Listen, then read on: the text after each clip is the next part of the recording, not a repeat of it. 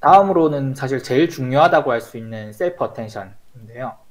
특히나 이제 트랜스포머 모델에서는 멀티 헤드 셀프 어텐션이라고 해서 이제 나중에 MHSA 이렇게 줄임말로 계속 사용될 예정입니다.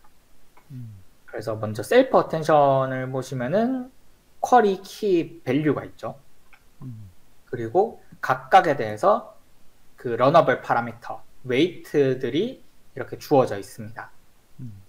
그래서 인풋이 처음 들어왔을 때 인풋은 센텐스의 길이 곱하기 그 D 모델만큼의 그 2차원 벡터가 들어오겠죠. 그 벡터가 들어왔을 때 이 웨이트 러너블 파라미터에 의해서 어떤 쿼리가 생성되고 키가 생성되고 밸류가 생성됩니다. 그래서 이것을 이제 distinct fully connected 레이어와 same input, 같은 인풋을 통해서 QKV가 생성된다라고 이제 표현을 했고요.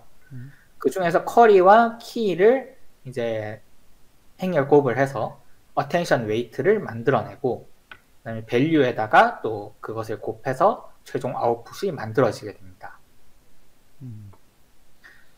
이러한 셀프 어텐션 같은 경우에도 사실 뭐 이 셀프 어텐션이 옳냐 그르냐에 대해서는 여기 뉴럴 아키텍처 서치도 그렇고 여기 트랜스포머 계열 모델들에서도 딱히 다루지 않고 그냥 좋다라고만 보통 일반적으로 알고 있습니다. 거의 뭐 트랜스포머의 핵심이니까요. 이 부분에 대해서는 딱히 변경사항은 없고 다만 이제 변경 가능한 러너블 파라미터라면은 DK, 여기 키랑 쿼리의 벡터 사이즈가 얼마가 되느냐, 디멘션이 얼마가 되느냐, 그 다음에 DV, 밸류의 디멘션이 얼마가 되느냐, 뭐 이런 것들을 수정할 수는 있겠습니다. 그런데 뭐 일반적으로는 여기 키의 그 디멘션과 V의 디멘션을 같게 해줍니다.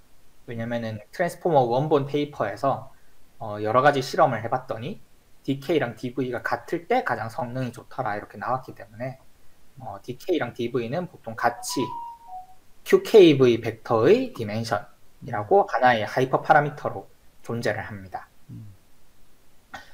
마지막으로 멀티헤드 셀프 어텐션인데요.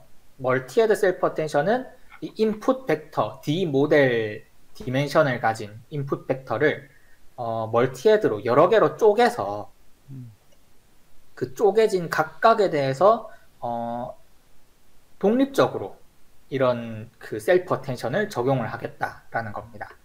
이 웨이트는 서로 이제 쉐어하지 않습니다. 그러니까 멀티헤드가 헤드가 뭐 8개다 그러면은 8개의 쿼리 벡터, 쿼리 웨이트, 그다음에 키 웨이트, 밸류 웨이트가 각각 8개가 따로따로 다 존재를 하는 겁니다. 그래서 이 인풋을 8조각으로 나눠서 각각 셀프 어텐션을 한 다음에 최종 결과를 이제 컨카트네이션을 해서 원래의 그 벡터를 복원시켜 줍니다. 그런 식으로 이제 생성되는 것이 멀티헤드 셀프 어텐션이고요. 당연히 이제 헤드의 개수가 몇 개냐 하는 것이 이제 중요한 하이퍼 파라미터로 남아있죠.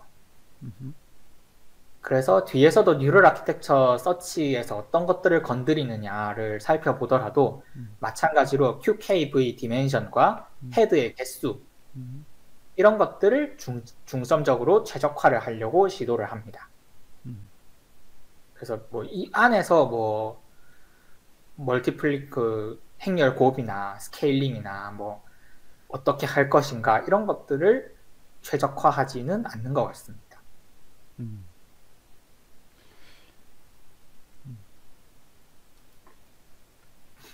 네, 그 다음은 feed forward 네트워크인데요.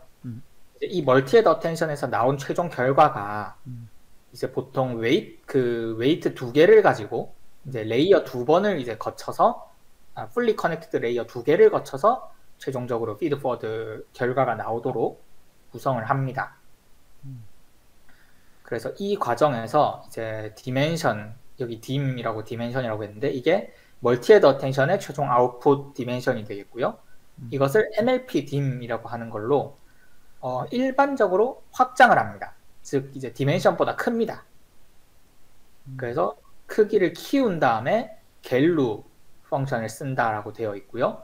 드랍아웃도 적용을 하고 다시 두 번째 풀리 커넥트 레이어에 들어갔다가 들어가면서 다시 원래 디멘션으로 복원이 되고 드랍아웃만 적용하고 액티베이션은 하지 않습니다. 그렇게 해서 최종적으로 피드 포워드 네트워크가 구성이 됩니다. 그러면 이제 원본 트랜스포머 모델 페이퍼에서는 갤루가 아니라 저희가 잘 아는 렐루를 사용했습니다. 이제 렐루 같은 경우에는 훨씬 간단한데 그 후에 버트 같은 모델에서 갤루, 가우시안 에러거든요. 그래서 이런 것들을 사용했더니 더 좋더라 이런 것들을 보여줬기 때문에 갤루를 사용하는 경우가 많고요. 그 지금 또 변경 가능한 사항이라면은 뭐 드랍아웃을 얼마나 어떻게 몇 퍼센트를 할 것인가, 그 다음에 가운데 이제 확장을 할 때 MLP 딩이라고 하는 것을 얼마를 줄 것인가, 이런 것들이 변경 가능한 하이퍼 파라미터가 되겠습니다.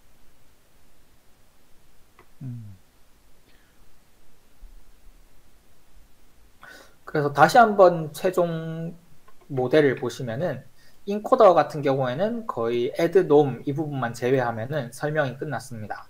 인풋 인베딩은 lookup 테이블이고요. 포지셔널 인코딩은 그냥 시누소이달 펑션 해가지고 합쳐지면 끝입니다.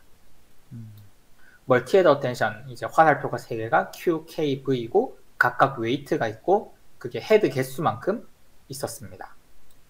그렇게 해서 멀티헤드 어텐션이 끝나면은 여기 노멀라이징 잠깐 해주고 피드 포워드 네트워크에서 레이어 2개를 이제 풀리 커넥티드 레이어 2개를 땅땅 거치면은 최종 아웃풋이 나오도록 그렇게 설정이 되어 있습니다. 마지막으로 볼 것은 이제 레이어 노멀라이제이션과 add인데요. add 같은 경우에는 레지듀얼 커넥션입니다. 그래서 여기 오른쪽에 그 GPT 모델에서 잘 설명이 돼 있어서 따로 들고 오진 않았고요. 어떤 임베딩 벡터가 처음 들어왔을 때 마스크드 멀티헤드 셀프 어텐션이 적용되고 나면은 원래 그 벡터 멀티헤드 어텐션을 적용하기 전에 원래 벡터가 더해집니다. 컨카트네이션이죠. 그래서 이렇게 레지듀얼 커넥션들이 다 이제 구성이 되어 있고요. 그 다음에 레이어 노멀라이제이션 같은 경우에는 이제 각각의 배치 안에서 각각의 그 벡터들이 너무 뭐 그 평균이 너무 달라진다거나 분산이 너무 달라진다거나 하는 것들을 노멀라이징 하는 그런 방법입니다. 그래서 특별할 건 없고요. 이런 노멀라이징을 해주게 되고, 그 디코더 모델에서 사용되는 마스크드 멀티헤드 셀프 어텐션 같은 경우에는 디코더 모델은 이제 과거의 데이터를 가지고 그 다음에 올 단어를 예측해야 되기 때문에 학습 과정에서 내가 지금 예측하고자 하는 포지션보다 뒤에 오는 단어가 입력이 되면 안 됩니다. 왜냐면 이미 뭐 일종의 치팅이라고 볼 수 있죠. 그래서 그런 것들을 이제 가리기 위해서 이 마스크드 멀티헤드 셀프 어텐션이 최종적으로 아웃풋이 출력이 됐을 때, 최종적이 아니라 그 QK를 합쳐서 어텐션이 만들어졌을 때 거기에 매뉴얼하게 이렇게 대각선 위에 있는 부분들을 다 0으로, 어텐션을 0으로 만들어 버리는 겁니다. 매뉴얼한 과정이고요. 이렇게 만들고 나면은 요 앞에 시퀀스, 내가 지금 현재 포지션보다 앞에 있는 포지션의 어텐션만 저희가 참고를 하기 때문에 QKV를 전부 다 처리를 하고 나서 최종적으로 완성되는 멀티헤드 셀프 어텐션 벡터 같은 경우에는 이제 내 뒤에 있는 그 단어의 정보를 보지 않는 겁니다. 그래서 next word prediction이 가능해지게 됩니다. 그렇게 해서 트랜스포머 모델은 뭐 이런 식으로 구성이 되어 있습니다. 여기까지가 뭐 배경 지식이니까 이 정도 이제 설명이 되고요.